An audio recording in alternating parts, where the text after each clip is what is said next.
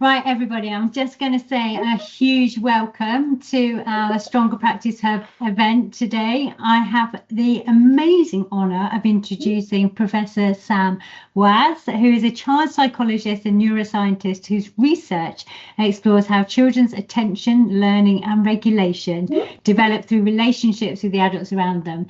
And for anybody who's attended any of our Stronger Practice Hub events before knows how importantly we think about relationships.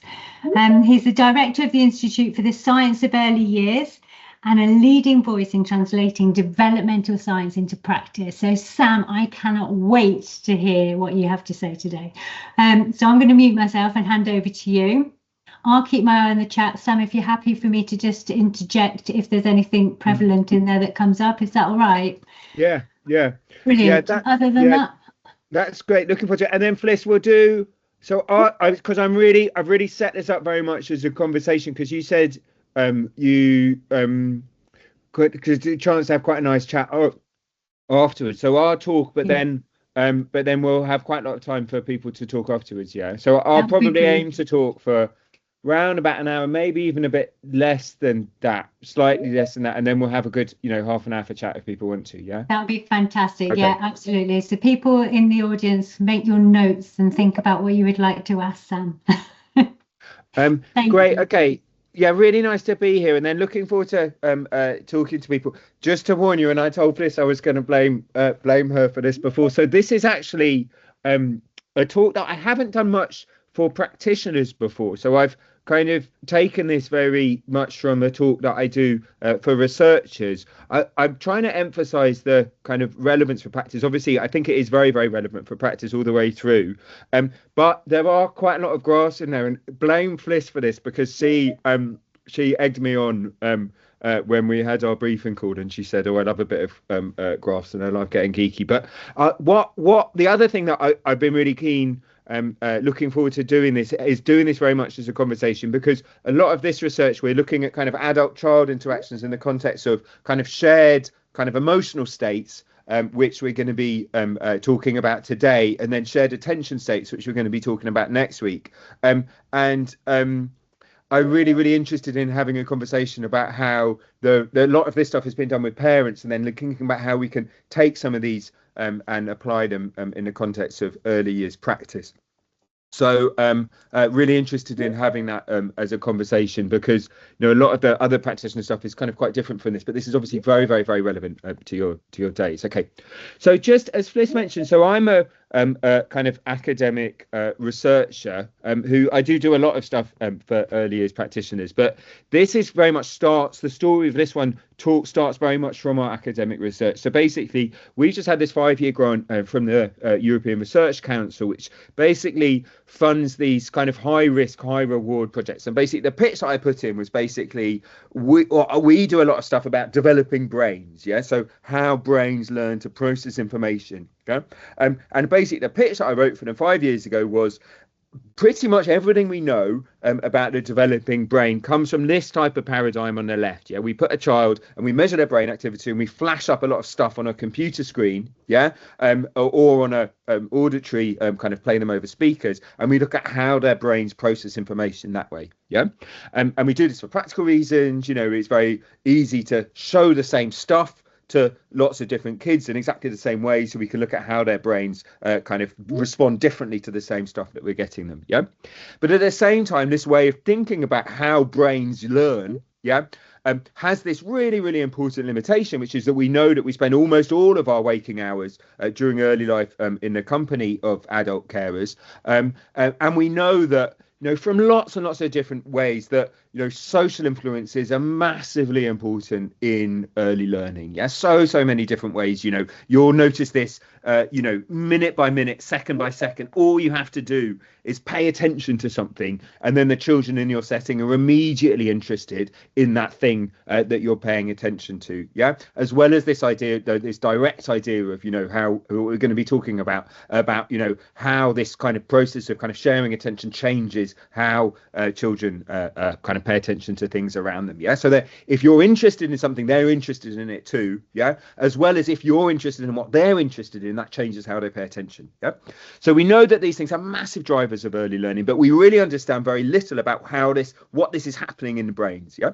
So the pitch I gave for this high risk, high reward project was, instead of just measuring kids' brains while we're flashing stuff at them with a computer screen, we're going to do it something differently, which is we're going to just give adults and children, yeah, we've done this with parents and, unfamiliar, practitioners, yeah, and put a pile of toys down on the table, measure both of their sets of brain activity at the same time, and to try to understand these types of kind of social influence. So that's what I'm going to be talking about today. As I say, emphasizing as much as we can the relevance of this for policy and practice.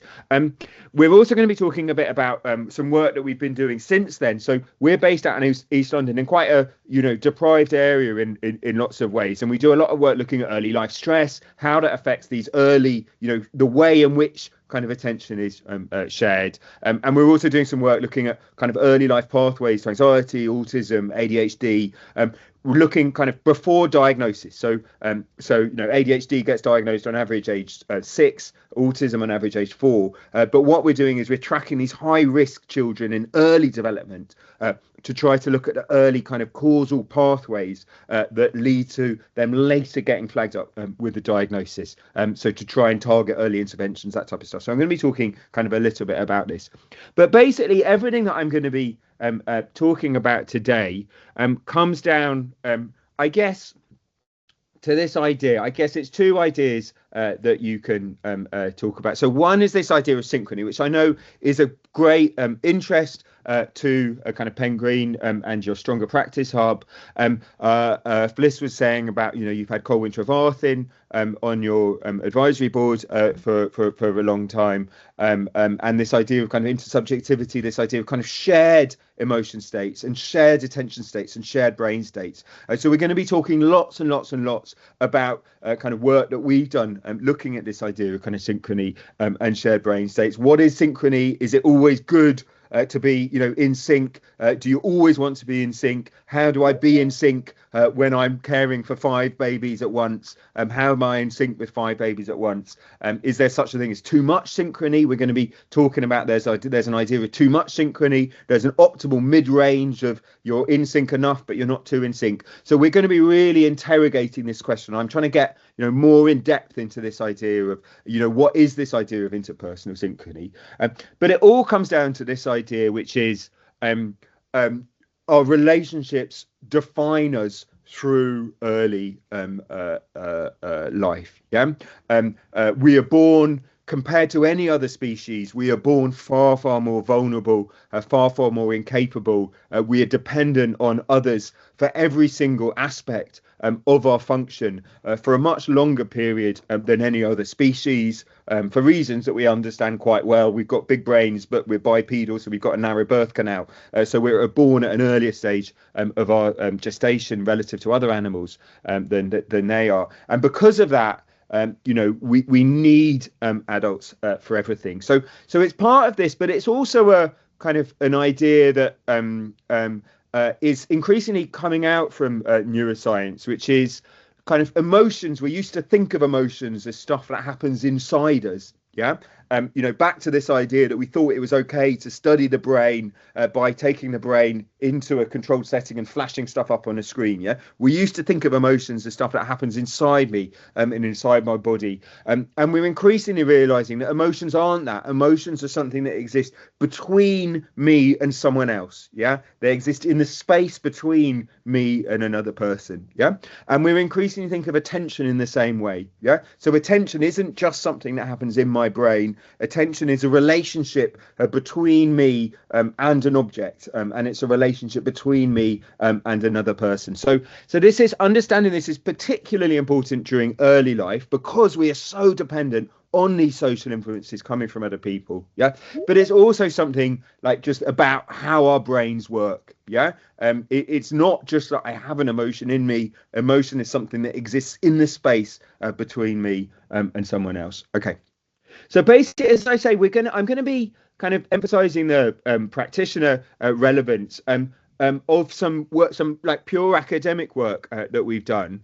So this is a review that we did in the Journal of Child Psychology and Psychiatry, looking at this idea of synchrony in early relationships. And this is a review that we've done following on from this, which is very much kind of focused on practitioners looking at the kind of practical influence of these things. So we're going to be talking about those and, exploring, as I say, the relevance for you in your practice. And it starts really from this poem, which is quoted there at the beginning of this thing. And that's where I got the title of the talk. They're the dances at the still point of the turning world. Okay, and I'll just read it to you because I really like it. These, by the way, are these Kathy Colvit's drawings of a mother and a child, and this poem this is a little bronze sculpture that she did of a mother and child that I just love. I've got a young baby at home, and it just gets my heart wet every time I just look at these pictures. The tenderness in them, it's beautiful. And this is a lovely poem too. So at the still point of the turning world, neither flesh nor fleshless, neither from nor towards, at the still point there the dance is, but neither arrest nor movement. Yeah, so neither stopping nor moving, and do not call it fixity where past and future are gathered, neither movement from nor towards, neither ascent nor decline, except for the point, the still point. There would be no dance, and there is only the dance. Yeah, so that is what we're going to be talking about today, this idea that shared emotions, and in the next talk, shared attention states, that these ideas happen like a dance, and it's a dance between you and the child, and we're going to be talking, as I say, the relevance of this idea for understanding what relevance for understanding emotions, kind of, and attention, and we're going to be talking very much about this dance around the still point of a turning world, how you move and your moves are in a way the opposite of the moves that the child is making, and how through this, you keep the dance going, but it's a dance around a still point. This is the idea that I'm going to be talking to you about, kind of the underpinning neuroscience of what we've done, how it feeds into this idea, and the relevance of this idea for practice. Okay, and we're going to be talking in two parts. So if you think about this idea of a dance, what needs to be there for a dance to be a dance? And the first is this idea of rhythm. So we're going to be talking a lot about these idea of shared rhythms. If two people are just waving their hands in their air, it's not a dance. There needs to be an underlying beat that they're both waving their hands in the air too. So we're going to be talking about what is the underlying beat. Both in terms of how we feel emotions, how we experience emotions, talking about all of these different rhythms that are going inside you, and all of these different rhythms that are going inside a child, and what is the role of these shared rhythms, in creating this kind of movement around the still point of the turning world, But also, there needs to be more than rhythm for it to be a dance, If there's just a beat going on and people are dancing, they're dancing, but they're not dancing with each other, They're not doing this lovely thing that is being demonstrated by these people up here, And for a dance to be a dance, if I'm really dancing with this child that I'm interacting with, we need to have this underlying rhythm that I'm talking about, but we also need to have this other element, which is I'm changing what I do moment by moment, depending on what they're doing, and if you think about it, when you're dancing, and this is the bit that honestly I struggle at. I always feel I'm rubbish at actually dancing with people, because it's that idea of how do you learn to read their cues. Even with my wife, I just, that thing of either good at dancing together and then you do a lot of it, or we're just terrible at dancing with each other and I feel terrible. I always get all depressed and think, our relationship's doomed if we're this bad at dancing with each other. And it's this moment of, being responsive, working out what the cues are, trying to anticipate what the other person's doing. So this is this idea of doing it. Okay. So these are these two ideas that are common to everything that we're going to be talking about today. I'm going to try and convince you that early mood regulation and early attention both operate like a dance, a dance around the still point of the turning world. Okay. So that's basically the aim for this and the next talk, But first of all, if we're thinking about a dance of mutual regulation, so if we've got this still point that we're kind of dancing around, what is the still point? Where am I trying to be? What we're talking about is this idea of basically something that we can measure, and we measure a lot, and it's something that is really, really crucial for understanding early years practice, which is this idea of kind of arousal. Yeah. So as adults, we basically got quite a simple kind of pattern. Yeah. We have one day-night cycle. Yeah. We're awake. We wake up. We have a big increase in the levels of activity. It's governed by a part of the brain down here, the brainstem down here. And basically, for the first, couple of hours after waking up, the levels of activity in the brainstem, which is then sending signals to my body, increase. Yeah. And then we're at a peak, and then gradually we decrease during the course of the day. And obviously then when we go to sleep, we're in a much lower state. Yeah. And then we wake up and we repeat the cycle. So we have one clean day-night cycle. By the way, this isn't real data. This is just a schematic, because it's really hard to get this data actually for babies. Yeah. Whereas for babies, we know that a young baby, will go through multiple shallow sleep-wake cycles, and they'll go through those cycles, and then they're smaller at night, but the difference is less, and then basically over the course of the first few years of life, we transition from these multiple shallow sleep-wake cycles to one big stable adult-like cycle. So we're going to be talking about that, but we're also going to be talking about this fine-grained moment by moment. So this is just some data from our thing, which is basically just how fast my heart rate is going. So this is some data from a 12-month-old. This 12-month-old was actually sat. We were doing some tests while we were measuring their heart rate. And basically, this 12-month-old, their heart starts at 120 beats per minute, and then basically by about 3 minutes into the test, their heart's up to 120 beats per minute is about typical for a 12-month-old. But then by about 3 minutes, and they're up to 180 beats per minute, which is really quite a big difference. And then they slow down again, and then they go up again, and then they go down. So we can study this, like how awake, how alert, how excited we are. We can study it at the daily cycle. And we can see that the children have, more big up and down cycles than we do as adults. But we can also zoom into a really fine grained level. And there we also find this idea that our kind of arousal states are more unpredictable for a moment to the next. We still see this through all stages of childhood. Obviously it's something that varies a lot between different children as well. We're talking about that. Actually, I'm not sure I am going to talk about that, but I'm really happy to talk about the differences between individual children as well. But it's just a general pattern that all children, adults have this ability to get into a state and stay in that state. And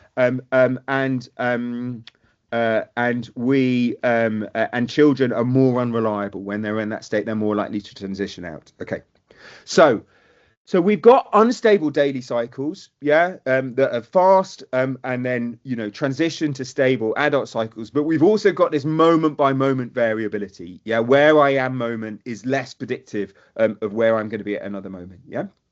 And we know that this dance of mutual regulation, happens a lot, around helping a child to be in the state that they want to be in. They're moving, they're transitioning, they're unstable, they're irregular. And basically one of the things that we know is really, really important is, if I've got a child who is, we call over aroused, I'm illustrating this with pictures of older children here, but you can, imagine what this looks like when we're thinking about young children. If I've got a child who's over aroused, I help them to come down. And if I've got a child who's under aroused, which looks a bit like this, I help them to come up.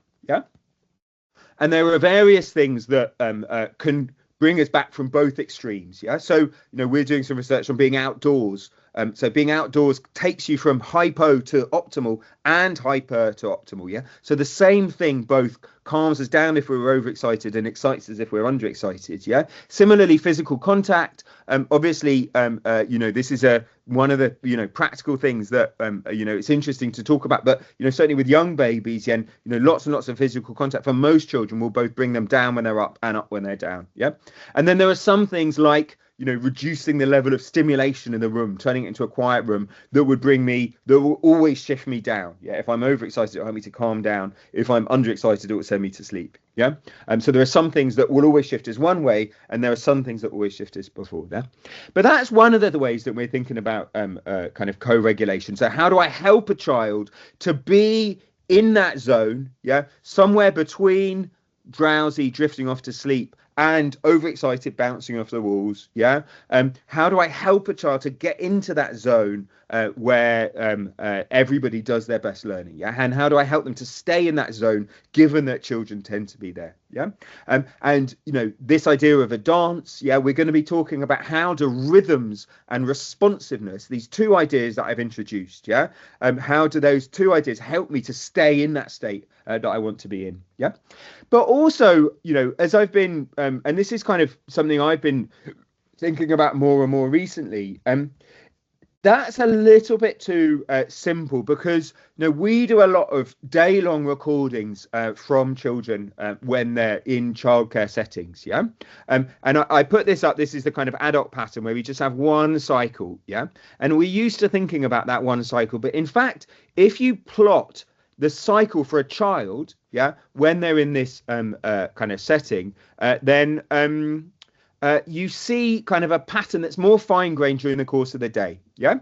So when I arrive, so imagine this line is basically how awake, how alert I am. Yeah. When I arrive, I'm quite awake, alert, particularly if I've had a stressful home environment, unpredictable interactions with my carers, that type of stuff. You'll very often have children arriving in your setting in quite a wired state. Yeah. And obviously the first move that happens is a down move. Yeah. But then, if I'm transitioning, depending on how you have your daily timetables, if I'm, a time of day when I know that there's outdoor play, yeah, I need to be in a higher arousal state. Yeah, my heart needs to be beating faster. And then lunchtime, and I'm sitting still, I need to be low, and so on and so on. Yeah.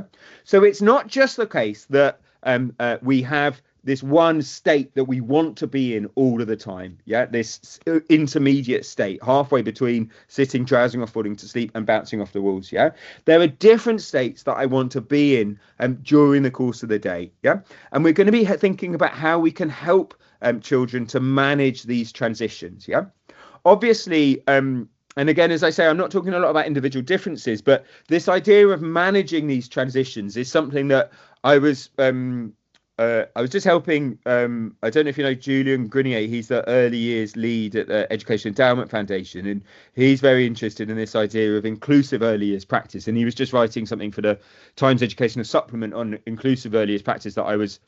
Why was he sending it to me? I don't know. I was helping him do it. And he was very interested in this idea that particularly some children struggle with these downwards transitions. Yeah. And if I'm in a high excitement state, yeah, and I can't get down to the point where I'm focusing and engaging on something, yeah, then that is a real barrier to my learning. Yeah, we know that when I can focus on something, yeah, when I'm engaged in something and interested in something, then my brain then sends a dampening mechanism down that helps me calm down even more. Yeah, so if I'm reading a book, then that if I'm interested in it, engaged in it, that calms my body down more. Yeah, but we have some children who can't get into a calm enough state where they can focus on a book to start with. Yeah, which is a real problem, because it's a real barrier, because then they can't have this I'm interested in something and I'm engaged in it, which calms me down even more. Yeah, so specifically this idea of down regulating attention states, going from this high arousal state into something that's calmer, is something that is worth talking about. Yeah, so it's not just one optimal state, we're moving between states. Okay. Right. And then I'm actually going to have to speed up a bit because I've been talking too much, because looking at the time. But basically, obviously, this is something that is really, really important in the context of attachment. Yeah. So firstly, obviously, one of the things that we know, which is crucial to all the classic theories of attachment, is if I'm in a state that I don't want to be in. Yeah. So if I'm excited, yeah, and I don't want to be excited, yeah, I learn to send a signal to my carer to elicit co-regulation, to say I need help right here. Yeah, so this is a really, really core theory of attachment. Yeah, but there are also other ways in which so we've done some work looking at things like that, but also how you over communicate signals. Yeah, so we've done some work about children who, even when they're not very aroused, will be sending big signals out. Yeah, so what guides this? Sorry, Fliss, someone's come off mute again, because I can hear some shuffling. Do you mind just having a look? Sorry. So what guides this over communicating? Yeah, where I'm communicating more than I feel. Yeah, and how does that relate to attachment? Yeah, and then there's other things that are important for attachment, like exploration. Yeah, so there's some slides for some lovely models about how your attachment determines not just how you communicate at a given level. Do I ask for help when I need help? Yeah, but also, how does the presence of a person influence whether I'm likely to go off and explore in the first place? Yeah. So this is some lovely modeling, and I've got a project in Amsterdam at the moment, which is doing some lovely work looking at this idea of exploration. Yeah. If I have that secure base, I'm more likely to go further away from that base as well as come back towards it. Okay. So we're talking about arousal. Yeah. We're talking about this state of how awake, how alert we are. Yeah. And we're talking about this mainly from the point of view of, if I'm over aroused, I need help to calm down. If I'm under aroused, I need help to get excited. Yeah. How we want to be in this state. Yeah. But we're also talking about this more nuanced way that I move between states during the day. Yeah. And we're going to be talking about how our interactions with adults help us with these processes. Yeah. How do I make these strong, stable, reliable, consistent transitions that I need to be doing my kind of learning and interpersonal interactions? Okay. Right. Okay.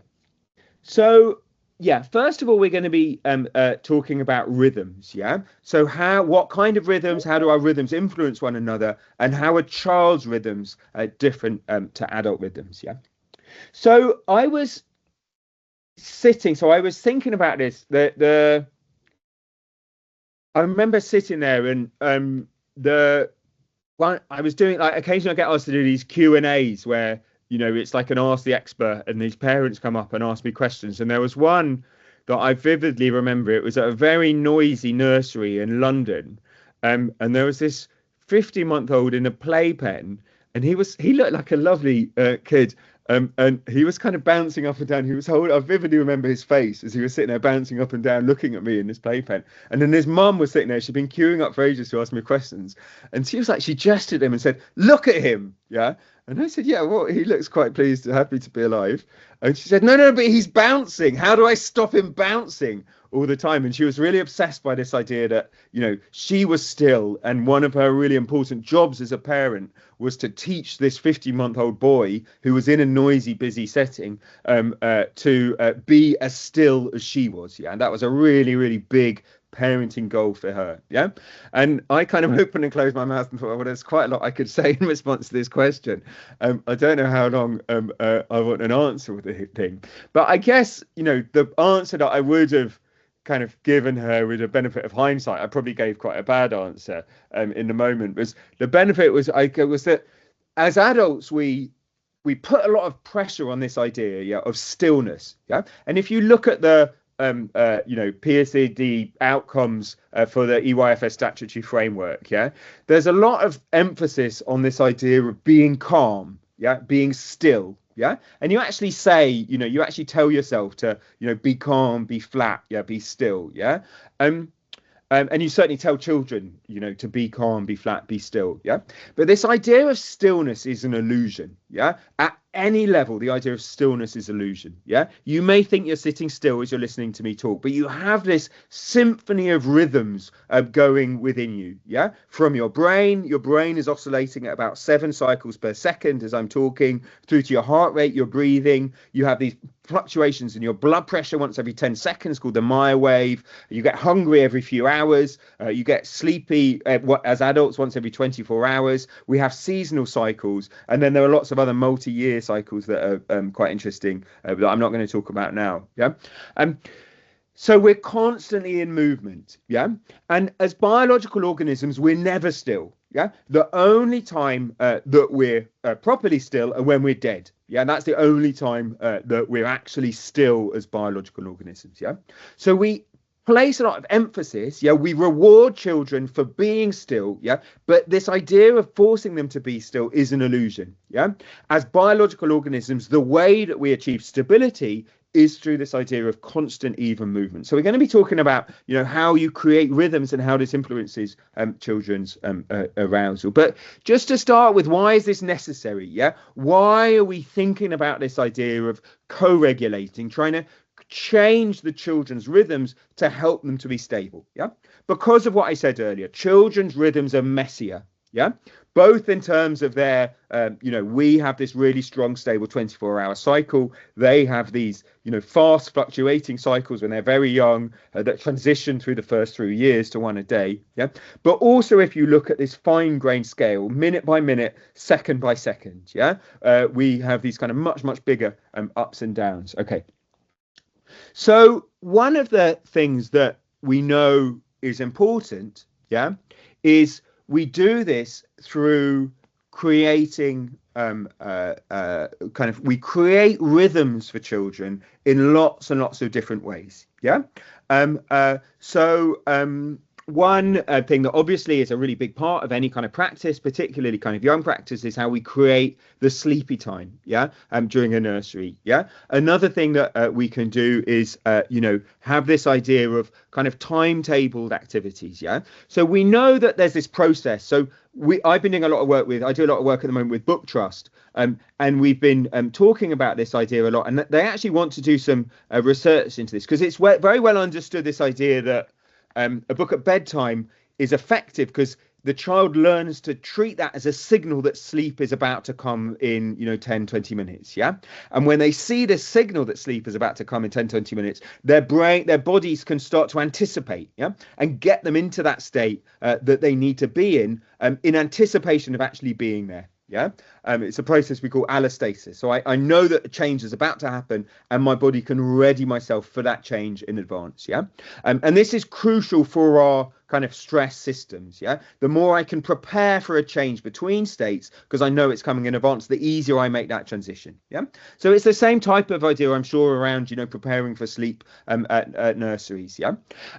But there's much, much more to this idea. So when we do these day-long recordings of a child in a setting, for example, we did this in children in reception, and we looked at just their heart rate, and we found that in the 15 to 20 minutes before kind of lunch break, which for them in reception was a very physical time, after they'd, firstly they were in a very noisy hall, and then they were running around in the playground, so that's their heart rate spikes during the day.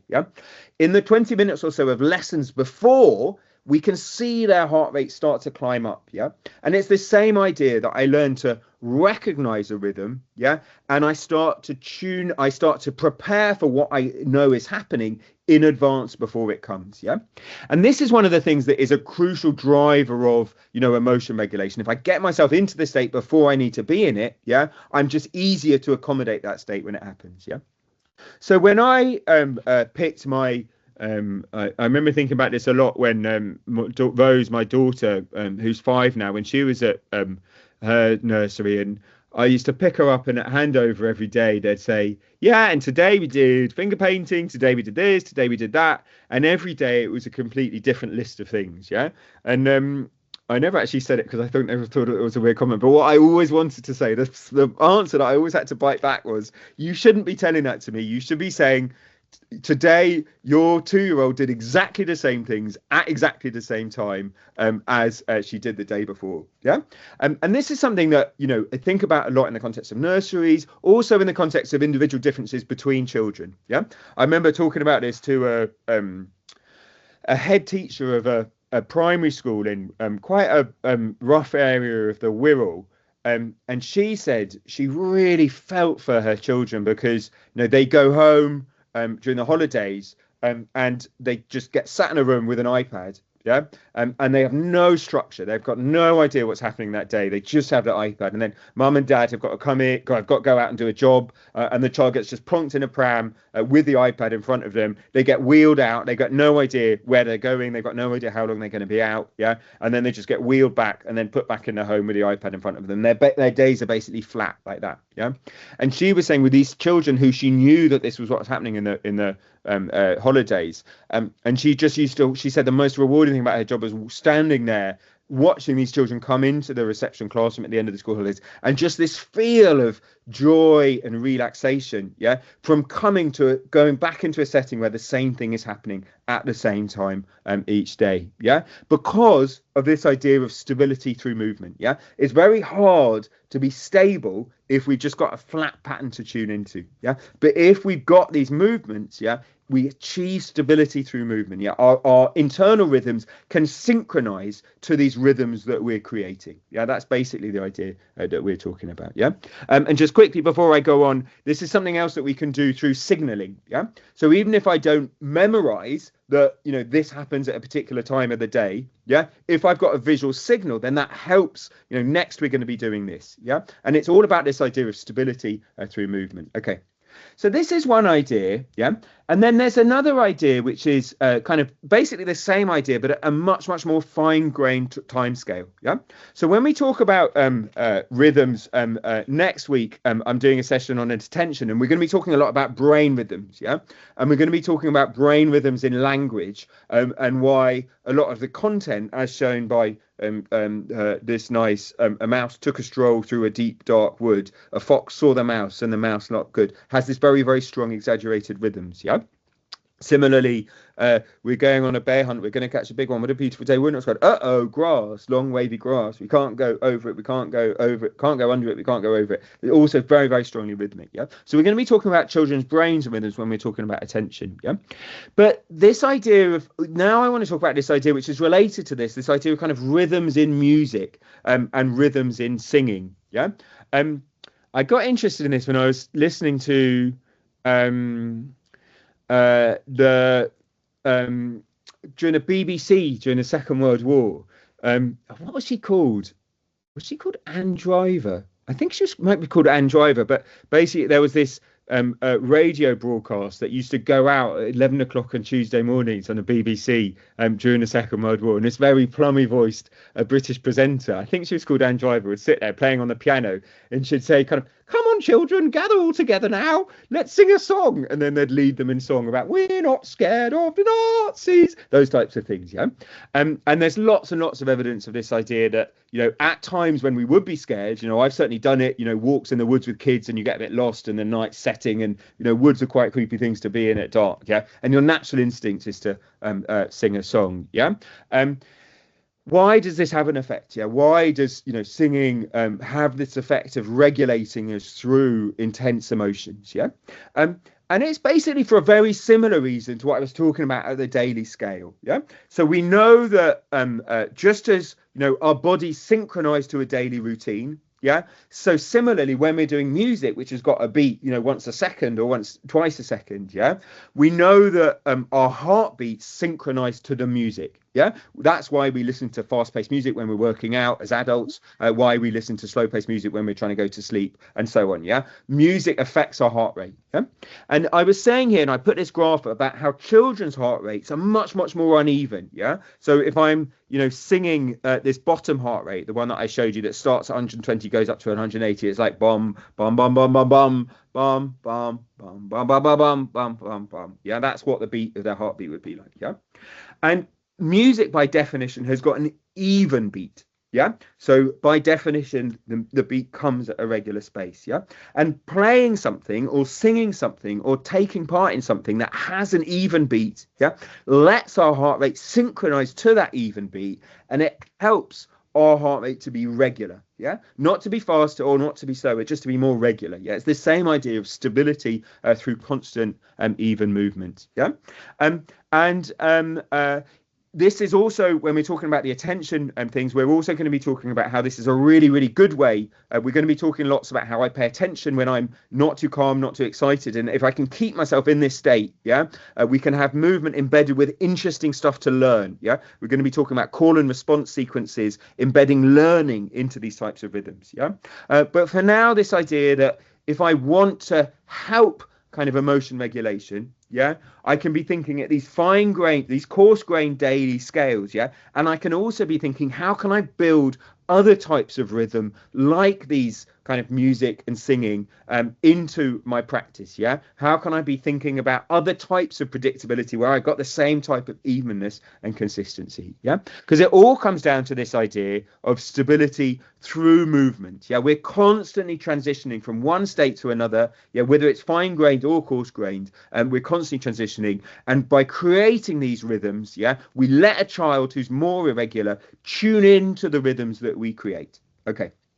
So just quickly before we go on, how am I doing for time? Yeah, I've got about 15 minutes left. That's okay. So just quickly before we go on, I'm going to be talking a bit in the next thing about atypical development. And this is something I was interested in, having a conversation with you guys about, because a lot of this work has been done with parents. And obviously, yeah. And obviously, this is something that we can think about in terms of how our own kind of mental health affects how we interact with children. Yeah. And I know that for you guys, this idea of looking after one another is a really, really important part of the practice. And that is very, very, very evidence-based, yeah, because we know that how we interact with children, how we feel affects our interactions with children in lots of different ways. I'm going to be talking a little bit about this now and a lot more about this in a couple of minutes. Okay.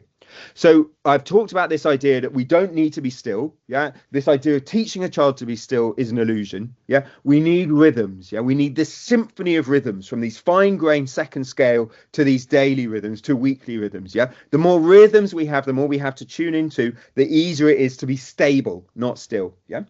But then there's two different ways in which we know that, if I'm kind of atypical or experiencing mental health problems, then I can be kind of both too flat. Yeah. So adult carers with depression, yeah, they lose these daily cycles. Yeah. So you're sleepy during the day and wide awake at night. Yeah. So your big even rhythms go flat. Yeah.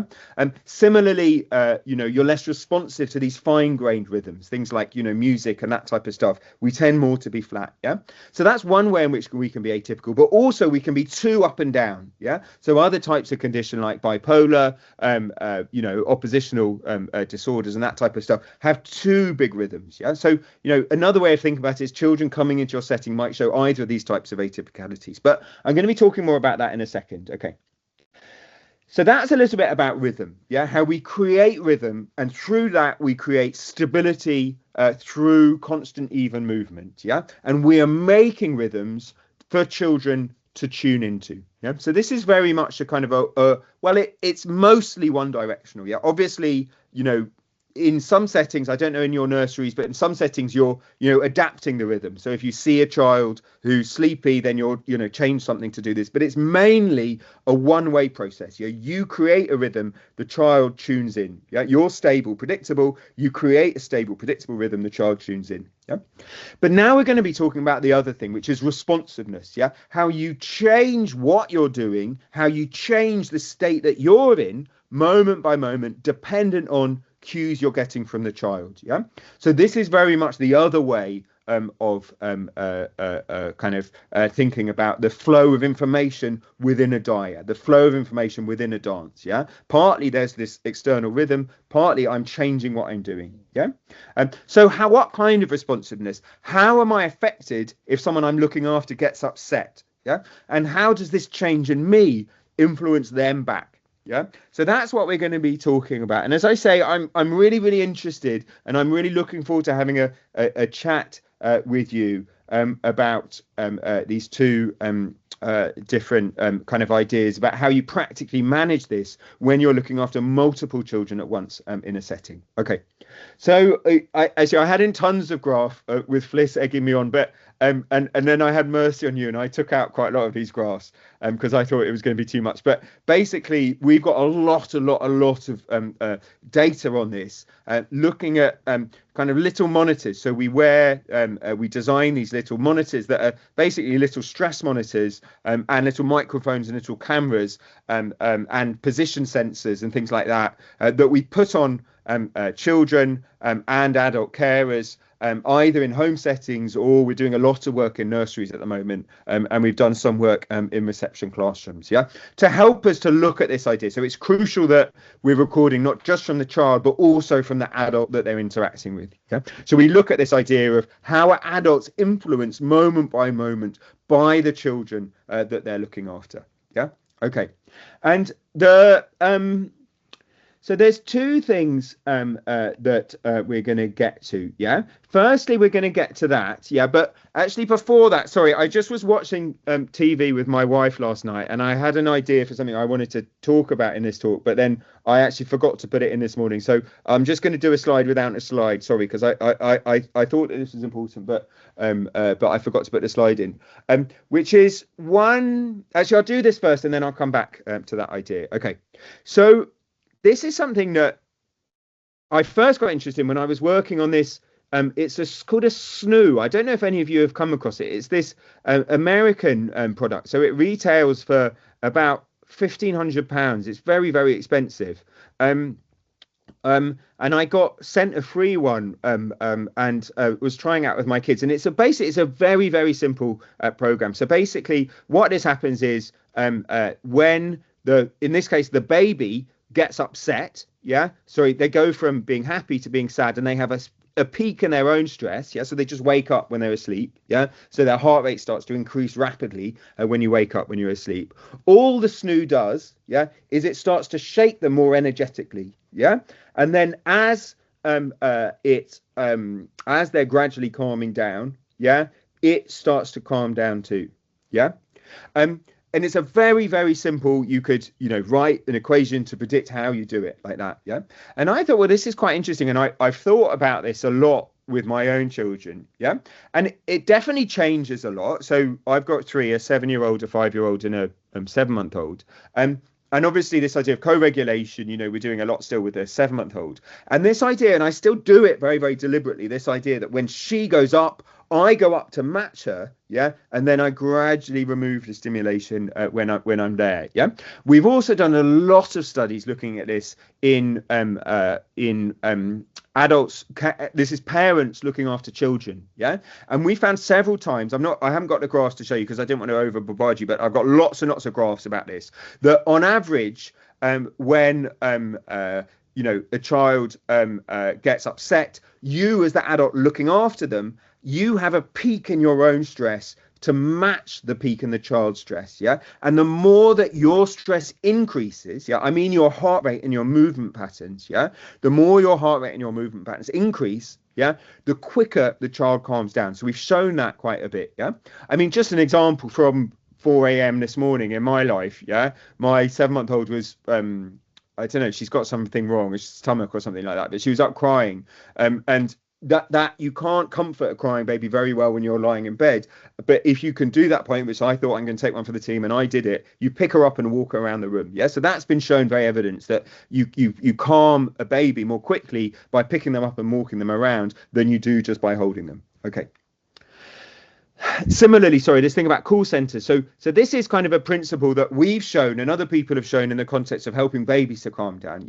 You're changing your state to match the state of the child, and then something about changing your state to match the state of the child helps the child to calm down. It's also been shown by other people. So this is about, holding versus crying babies. It's also been shown by lots of other people to this idea of you parrot their emotional expression back to them. So it's this idea that I'm changing my state to help you to match to help. Well, we'll get onto why it works in a second, but I'm changing my own state to match your state. I'm immediately doing it. And we think about this. So, it's same. Actually, this guy, Harvey Kopp, the same guy who did the snoo, has got this book which talks about this very explicitly. Big Little Feelings do a lot about this on Instagram. If I've got a toddler who's tantruming, it's very tempting. Just like, you might immediately think, if I've got a baby who's crying, the calmer I can stay, yeah, the more that's going to help the baby to calm down. But as I say, there's lots of evidence that it's the opposite of that. Yeah? When a baby has a peak in the stress, if I have a peak in my own stress to match, that helps the baby to calm down more quickly. Yeah. Similarly, when your kids are a bit older and they're tantruming, yeah, it's very tempting to think, okay, the calmer I stay and more logical and reasoned I stay with this toddler in my setting who's having a tantrum, the quicker that toddler is going to calm down. Yeah. So you explain to them very nicely and very reasonably. Yeah. No, you can't, throw that block at your friend's head because this. Yeah. Or, in our home setting, you can't pour orange juice on the cat because this. Yeah. And you're thinking, okay, I'm setting a great example here. I'm being very calm and reasonable. Yeah. And you've probably all experienced this. That in fact that seems to have exactly the opposite effect of what you'd want on a tantruming toddler. Yeah, and Harvey Karp and Big Little Feelings and other people have this idea that a more effective way to calm a tantruming toddler is to match your state to theirs. Exactly the same idea I've just been talking about with babies. Yeah, I match my emotion. Yeah, you commentate on what they're saying. Yeah, you really want to do this. You're feeling really cross about this. You use their language back to them. Yeah, you match your face. You match your tone of voice. You parrot what they're saying to them. Yeah, you match your state to theirs, and then you distract them. Yeah. So it's exactly the same idea. And we also do it in call centers. This is reminding me to say about call centers. Yeah. And I'm interested in emotion dysregulation because we're quite an emotion dysregulated family, all of us. And that's what kind of got me interested in the topic. And put it this way, it's not unheard of for me to get. I'm very impatient too, and when I'm get through after 20 minutes on hold at a call centre, it's not unheard of that the first thing that the poor person at the other end of the line says is, "I can't believe I've had to wait for 20 minutes to get through to you." Yeah, and I notice them doing this in call centres too now. So they get trained as part of their training.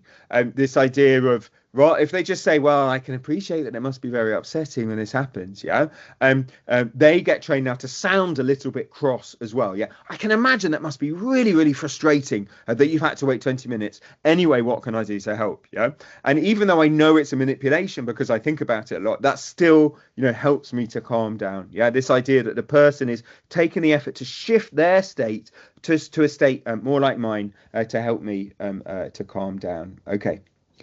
So it's this idea of kind of change me to change you. Yeah. And I think I'm actually just going to. One of the big ideas that I wanted to talk about. So as I say, all of this research that we're talking about matching emotional expressions and matching our own body state. Yeah. This is very much done from the point of view of adults looking after children at home. Yeah, we haven't actually run this with carers in settings. I've done a lot of, observing, watching carers in settings. Yeah, and I noticed that, for example, if I've got, if I'm looking after, babies in a setting and one of the babies in a setting starts crying. Yeah. What I've seen happen very often is, the adult will pick up that child, hold them on their hip, do a lot of kind of, jiggling them up and down. Yeah. Creating rhythm similar to what I was just talking about. This kind of jiggling rhythm is smoothing for children. Yeah. But they won't be focusing their attention on that child there because they've got other children to be looking after as well. So their eyes and their mind will be on these other children while they're doing that. Yeah. And I often want to say this, that child probably would calm down more quickly. Yeah. I can't give you data on that. I've got lots of home data, but I haven't got data in settings. But my prediction would be if you do something different. Yeah. If you actually kind of fully focus on that child and change your state to match the state that child's in. Yeah. And then to help them to get out of it from there, as opposed to this, kind of half attention thing. Yeah.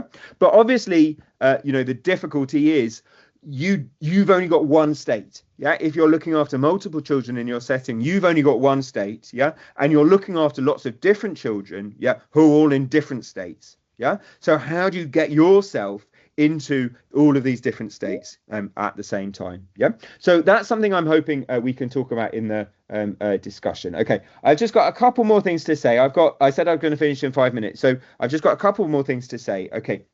And then we'll come back to the practical discussion. So the first thing I'm going to talk about is how do these things develop atypically, yeah? And secondly, we're going to be talking about why does this help, yeah? Why does this process of matching your state to a child, what is it about that helps them to calm down more quickly? Okay. But first of all, how can this be atypical? Okay. So firstly, we can be not responsive enough, yeah? So basically, this can be a kind of a reaction. As I said, if we're in a depressed state, yeah, I'm naturally less responsive to people. Yeah, if a child is getting upset, I naturally, have this empathic response less. Yeah, not because you're a horrible person, but because of how the brain changes. Yeah, when we're depressed and anxious. Yeah. When we're depressed and anxious, we find it harder to do this process of remodeling our brain to understand, into the brain state of the person with whom we're empathizing with, yeah, to understand what this feels like from the child's point of view. Yeah, when we're depressed and anxious, we're more likely to interpret things as this is how it affects me that you're getting upset. Yeah, we're less likely to think, okay, this is how it feels from your point of view to be getting upset. Yeah, and as a result of that, there's lots and lots of evidence that in lots and lots of different ways, yeah, depressed carers do this process of matching their state to a child less. Yeah, and this can lead to kind of various different kind of chain reactions. Okay, so that's one way in which we can think about it. Yeah, we can think about these kind of I'm less responsive because I find it harder to match my own state to yours. Okay, but then there's another area where it can also go wrong. Yeah, so that's this idea of kind of insufficient synchrony. Yeah, but there's another way in which it can also go wrong, which is this idea of kind of excessive synchrony. Yeah. So we get this a lot, in my family. As I say, we're all quite wired. Yeah. And, it will very often be the case that I've got this thing that I got from my parents, which is before we go away on holiday, I haven't earned a holiday unless I pulled an all-nighter the night before catching up on all the work that I'm not going to get a chance to do when I'm on holiday. It's a kind of pure Protestant work ethic thing. So every single time we're piled into the car about to go on holiday, I'm on very little sleep and in an absolutely furious mood. Yeah. And so what will happen is the kids will often pick up on my mood in the back seat rather than sharing nicely. My son will just reach over and snatch a toy off his sister because they're picking up on my mood, which makes them more oppositional. Yeah. And I will react differently rather than, saying what would be a more effective way to get that toy off your sister. I will turn around and say, will you stop fighting? I'm trying to drive, like that, which being shouted at increases their stress still further. Yeah. So you get these chain reactions where you basically wind each other up in families. Yeah. You get this same idea in tantruming children, kind of externalizing conditions, obviously to a lesser degree. But if you're doing things like physical restraint on a tantruming toddler, then physical restraint, being physically restrained, increases your stress still further. Yeah. So you get a chain reaction. I'm stressed, or I'm oppositional. I'm breaking stuff, so I'm getting restrained, which makes me more stressed, and you get this type of a chain reaction. Yeah. And obviously, when it's slightly different in the context of carers in a setting compared to parents at home. Yeah. But is this idea that, if I'm, a child is getting dysregulated, I can react in a way that is matching my own state to theirs too much. Yeah. And it's actually making the problem worse, not better. Yeah. A child dysregulated, I'm getting stressed and I'm shouting at them, which makes them more stressed. Yeah. So it's this idea that, I can, if I do the wrong thing, I can make a problem better, not worse. Yeah. And, how do we do this? So I was talking about this with a friend who's an older teacher. An older teacher. He teaches older children. Yeah. And I was talking about this idea that, actually synchrony, we think there's an optimal mid-range of synchrony. We think it's this controlled, I've got a child who's upset. I can match my state to theirs in this controlled way. Yeah. But it's not too much. It's not too strong, because that can make them worse. Yeah. I can get into these chain reactions, and I'm not under responsive. Yeah. So I'm not matching my state. And he said, well, that's interesting, because I think he was the head of English at his secondary school. And he said he manages a lot of different people in his staff. Yeah. And he says he really notices a pattern in how well they can cope with teenagers getting upset. Yeah. Which is somewhere around the middle of their career, they can do this controlled process of matching my state to yours to show that I understand you. Yeah. So round about mid-career, they're best at helping teenagers in their settings from calming down when they're upset. Yeah.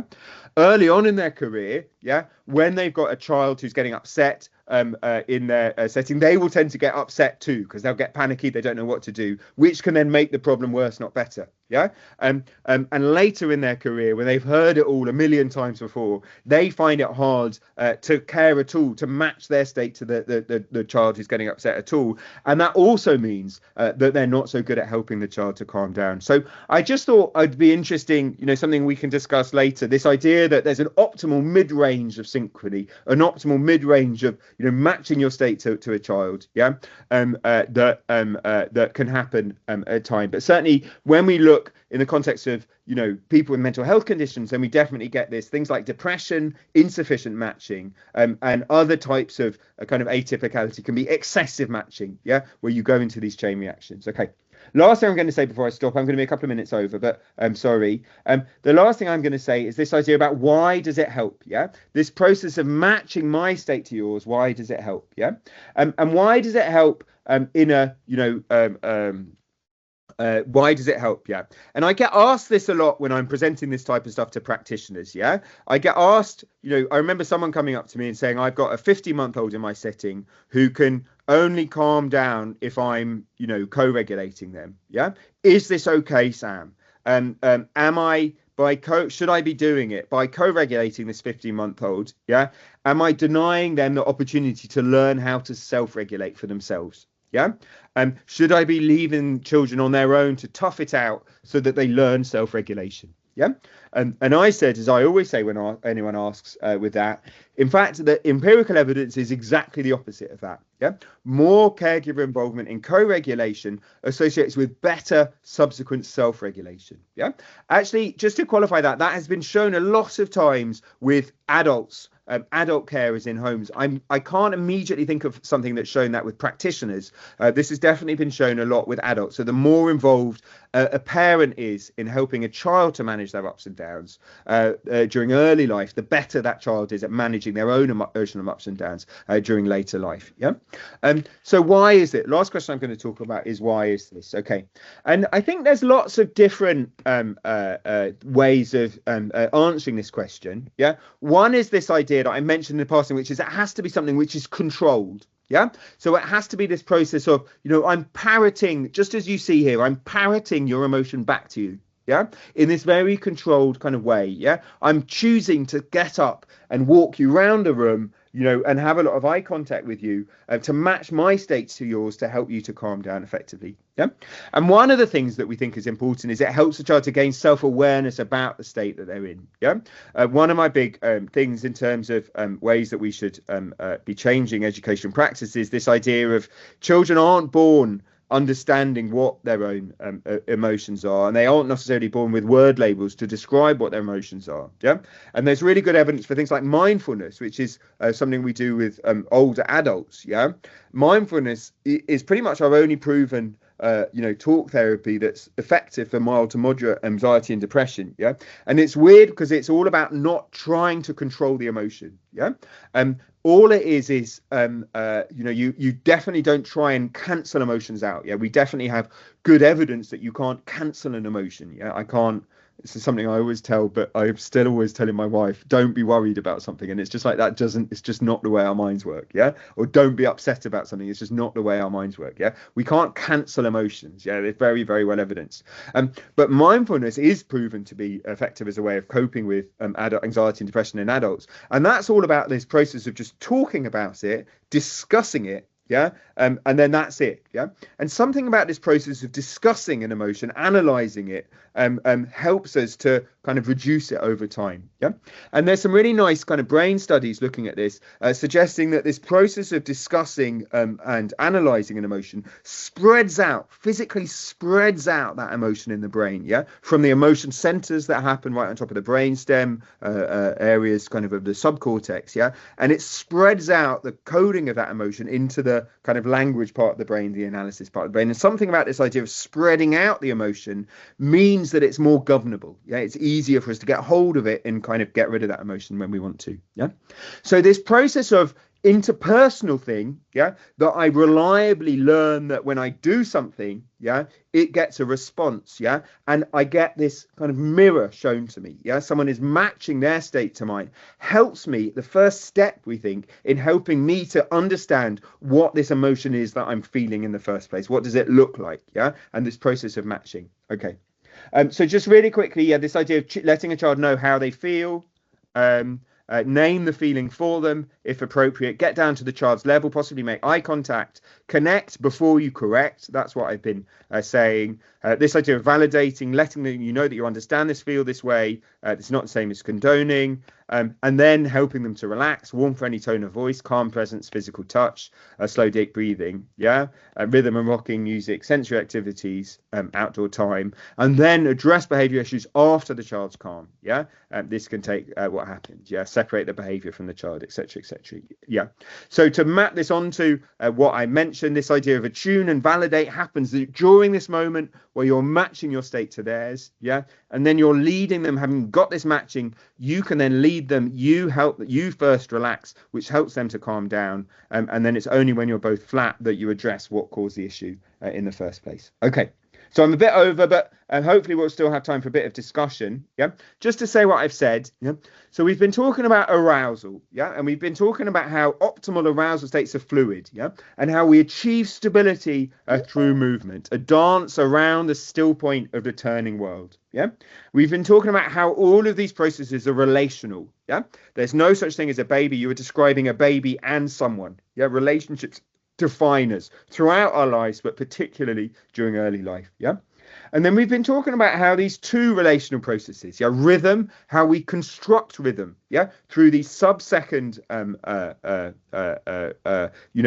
songs and call and response, and sub-second kind of patterns, regular patterns that we create through speech and music, yeah, and through these daily routines, yeah, and by creating these strong, stable, regular rhythms. Yeah, we give them something to tune into. We give their bodies, which anyway are transitioning from one state to another, we give them a strong pattern. Yeah, so they know where to be next. Yeah, so they can make these changes in response. So they can learn to anticipate. Yeah, and anticipation is the first step towards self-control. Yeah, and then we've also been talking about how another way that we can think about this dance is about this idea of responsiveness. Yeah, which is all about being unstructured and being irregular.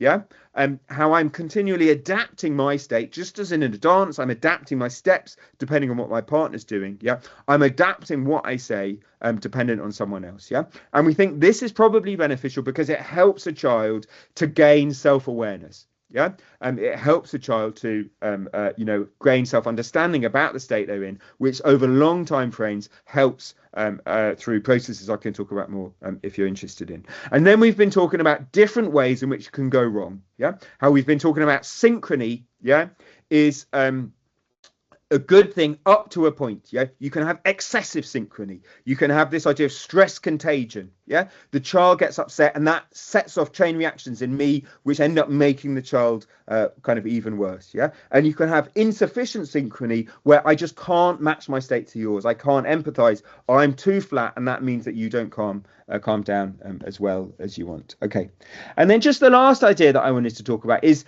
there's kind of two ways of thinking about synchrony. Yeah, this is right at the heart of Colwyn Trevarthen's work, all ideas of intersubjectivity. Yeah, and one is this idea of shown by these two pendulums swinging. Yeah, we create rhythms and we both tune into the same rhythms, and it's through that we get life there. Yeah, and this is true. Yeah, all the stuff I was saying about daily routines, about call and response, about songs and music is important. Yeah, but there's another way we can create synchrony, and this is just meant to be a ball kind of bouncing around. Yeah, and basically the red ball is following the blue ball, and then the blue ball is following the red ball. Yeah, and this is this idea that I'm always matching the state that I'm in to the state that you're in at a particular time. Yeah, and that also drives synchrony. It also helps us to be in the same state at the same time. Yeah, but this is very different. This is irregular. This is about skipping a beat to stay in the same place as the child. Okay.